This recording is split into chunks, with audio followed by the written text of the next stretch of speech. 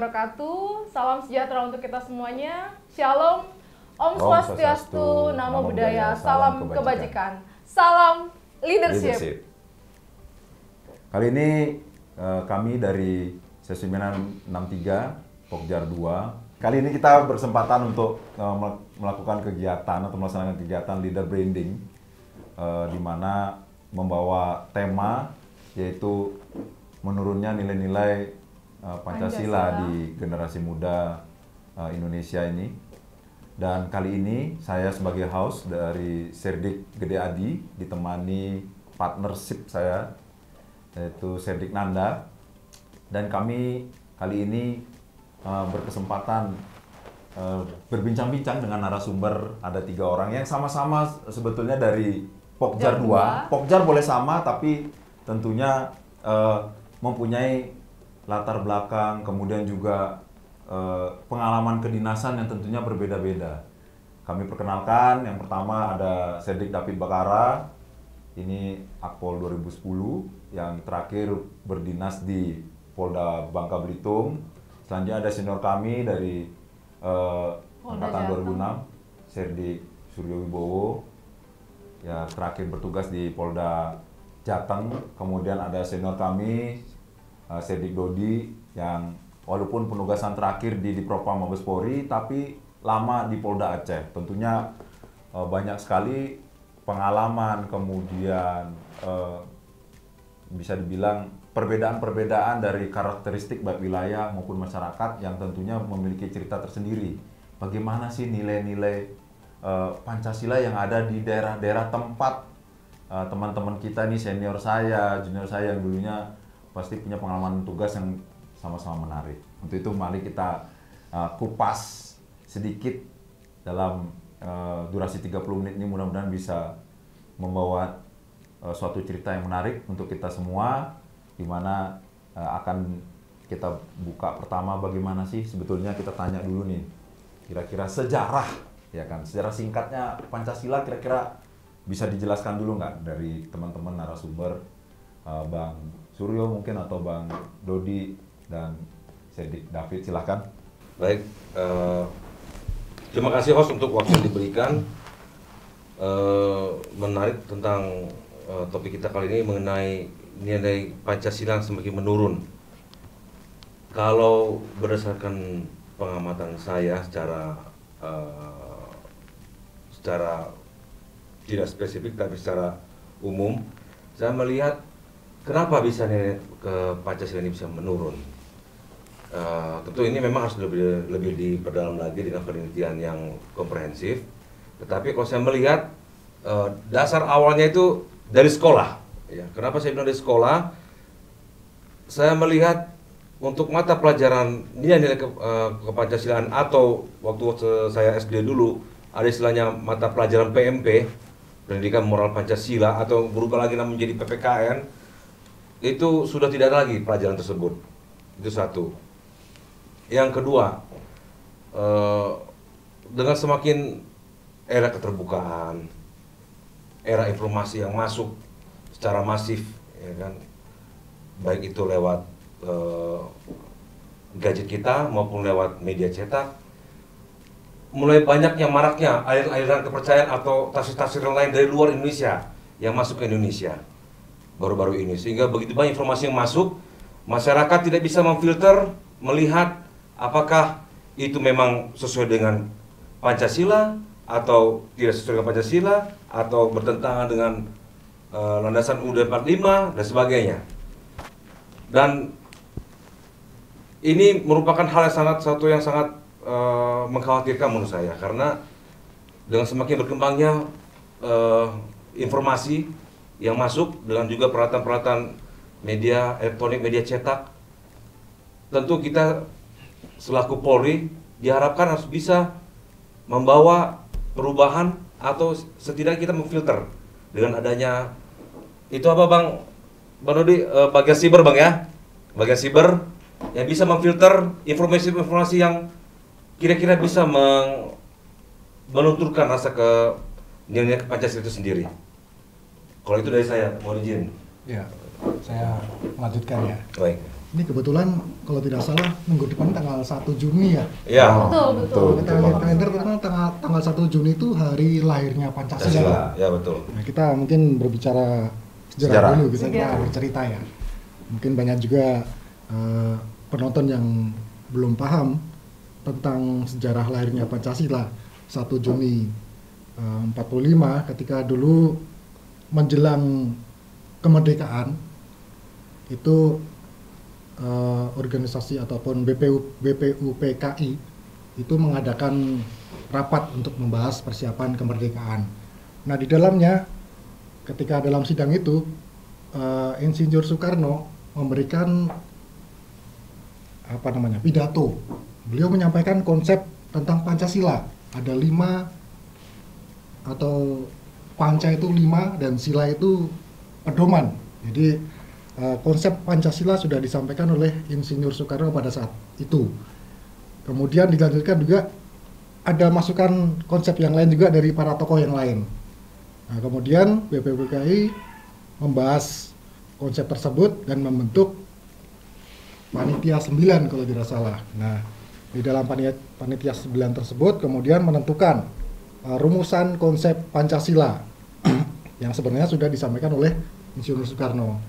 Maka sebenarnya Pancasila ini merupakan warisan dari pendahulu kita yang sudah kompleks dan sudah paten untuk kita jadikan pedoman dasar negara, pedoman kita dalam berperilaku, bertindak di tengah-tengah masyarakat dalam kehidupan sehari-hari. Nah, kalau kita tadi disampaikan oleh Bang David bahwa nilai-nilai Pancasila ini sekarang ini menurun, ya mungkin saja ya. Karena ya mungkin kalau kita tanya ke anak-anak kita, ke anak-anak SD zaman sekarang ya, kamu hafal nggak Pancasila? Ya, betul. Bukan tidak mungkin ada yang tidak hafal ya kan? Ya, betul. Bagaimana mau mengamalkan kalau tidak hafal saja tidak? Ya, kan? Betul. Kalau kita dulu kan hafal sampai wajib. Wah, maju tampil untuk mencapai ya. Betul. Nah, padahal kandungan dari Pancasila ini ada 5 sila di sana dan semuanya sudah mengatur dari nilai-nilai ketuhanan, kemudian persatuan dan lain sebagainya sudah ada di dalamnya. Bagaimana tinggal kita menggugah lagi, bagaimana kita mensosialisasi, kemudian menyampaikan, menjelaskan kepada anak-anak generasi muda zaman sekarang sehingga bisa paham, mengaplikasikan, menginternalisasikan dalam pribadi masing-masing untuk berperilaku sesuai dengan nilai-nilai Pancasila. Kalau nilai-nilai Pancasila itu sudah teramalkan dengan baik, ya pasti tidak ada konflik-konflik zaman sekarang ya. Ada namanya tawuran, ada namanya isu-isu hoax dan sebagainya. Mungkin itu bisa kita minimalisir. Mungkin demikian ya, kayak gitu ya. Baik, terima kasih dari Bang Suryo. Bang Suryo mungkin tadi sudah menyampaikan tentang sejarah lahirnya Pancasila ya Bang. Kemudian Bang David juga sudah menjelaskan tentang bagaimana menurunnya nilai-nilai Pancasila. Sekarang gimana kalau kita membahas tentang bagaimana caranya supaya kita bisa membangkitkan kembali nilai-nilai Pancasila agar bisa menjadi terkristalisasi di dalam masing-masing insan bangsa Indonesia. Mungkin Bang Dodi bisa menambahkan Bang? Implementasinya Bang dalam kehidupan sehari-hari kayak mana? Baik, terima kasih. Jadi saya mencoba berangkat dari Pancasila itu sendiri. Jadi kita melihat dasar negara yang paling diakui dunia, bahkan banyak negara yang terheran dengan dasar negara Pancasila itu. Itu Pancasila itu sebagai dasar negara yang banyak diakui dunia. Kenapa? Karena dia bisa menyatukan ribuan suku, bahasa, budaya, yang mana bisa dibilang Indonesia ini banyak dibilang termasuk negara yang tidak masuk akal. Tapi ada, melalui apa? Melalui Pancasila itu. Jadi Pancasila ini apa ya? Sesuatu hal yang istimewa bagi Indonesia, bagi bangsa Indonesia. Sesuatu hal mungkin salah satu bisa dikatakan pusaka yang sangat berharga bagi suatu bangsa, khususnya Indonesia, karena tidak semua negara itu seperti Indonesia. Ada yang cuma 2 suku, sampai sekarang konfliknya nggak selesai. Tapi kita lihat di Indonesia berbagai suku, agama, ras dan sebagainya. Tapi dengan Pancasila semua sampai dengan sekarang sejak kemerdekaan masih bisa bersatu dan itu kesadaran muncul. Nah, kita lihat sekarang fenomena pengamalan Pancasila. Memang kita akui orang-orang dulu yang mungkin ini terkait dengan masalah kemajuan teknologi ya, yang akhirnya menggempur generasi-generasi muda kita sekarang. Kalau dulu kita bisa lihat, bahkan petani pun itu kalau kita bertanya saja, itu pasti tahu dasar negara apa? Pancasila. Tapi anak sekarang kita bisa lihat, generasi sekarang nih, ya, mungkin ya udah pasti diajarkan, tapi tidak segetol dulu. Tidak segetol dulu. Karena apa? Karena dulu ya memang belum ada gempuran teknologi. Dalam hal ini mungkin media sosial yang sangat masif dan sebagainya. Sehingga fokus pembelajaran yang selalu diberikan di sekolah itu sangat mengena. Nah, tapi dengan situasi sekarang, gempuran teknologi, gempuran media-media yang ada di media sosial dan sebagainya yang sekarang sangat-sangat mudah diakses bahkan di dalam kamar. Nah, ini akan menjadi suatu kendala yang menjadi suatu perhatian tersendiri bagi pengamalan nilai-nilai Pancasila itu sendiri. Nah, bagaimana caranya sekarang kalau kita menyikapi untuk kita memunculkan kembali nilai-nilai Pancasila itu dalam generasi sekarang ya? Tadi kita membahas masalah itu. Ya, yang pertama kita bisa mengambil formula-formula penerapan Pancasila metode-metode terdahulu. Dalam hal ini bukan dalam hal metode-metode berikan metode-metode kuno dan sebagainya, bukan. Nah, melalui metode-metode modern, tapi penyampaiannya seperti sebelum era-era kemajuan sekarang. Jadi secara masif itu menjadi prioritas di dalam penerapan pendidikan usia dini sampai dengan pendidikan lanjutan. Nah, karena apa? Kalau kita melihat sekarang saja fenomena pelajaran PPKN yang kita pernah nyam dulu PMP Bang. PMP ya, Pendidikan PMP. Moral Pancasila. Ya, Nah, sekarang itu sekarang mengganti PPKN itu sekarang mungkin jamnya sudah sangat-sangat terbatas. Ya. Sangat-sangat kecil dibandingkan dulu kita itu sedikit jamnya. sedikit jamnya. Nah, di satu sisi juga gempuran teknologi tadi akhirnya apa? Akhirnya pengamalan, penghayatan Pancasila itu sendiri dalam dunia pendidikan itu tergerus. Nah, bagaimana caranya? Yaitu tadi kita perbanyak lagi metode-metode penerapan Pancasila seperti dulu.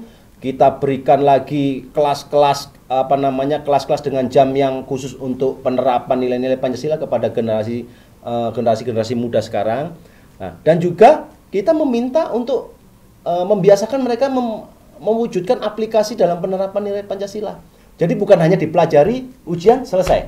Nah, jadi kita sering-sering memberikan kajian ilmu tentang Pancasila, kemudian kita memberikan tugas pada mereka apa yang bisa kamu wujudkan dari pengamalan Pancasila ini. Itu mungkin bisa diperbanyak di jam-jam pendidikan formal ya dari sekarang. Dan kita tidak pungkiri orang-orang dulu namanya pendidikan Pancasila mungkin bisa hafal mati, tapi kita lihat sekarang ya anak-anak muda sekarang jangankan hafal itu loh, tahu aja kadang tidak.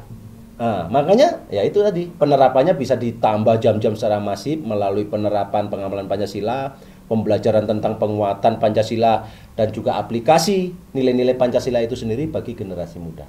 Luar biasa. Luar biasa. Terima kasih Bang Dodi kiat-kiatnya.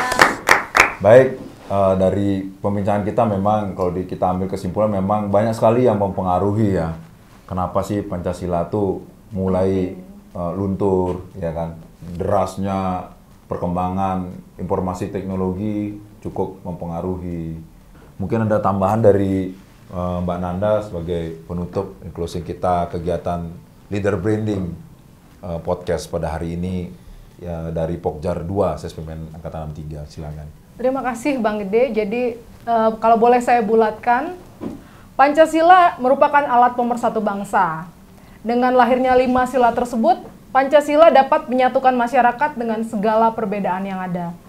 Implementasi nilai-nilai Pancasila merupakan perwujudan rasa cinta kepada tanah air sehingga dapat membangun bangsa dan negara yang lebih baik. Baik, kami dari Pokjar 2, Sespi Mendiktek 63, undur diri dari acara Leader Branding. Sampai jumpa di lain waktu. Salam leadership.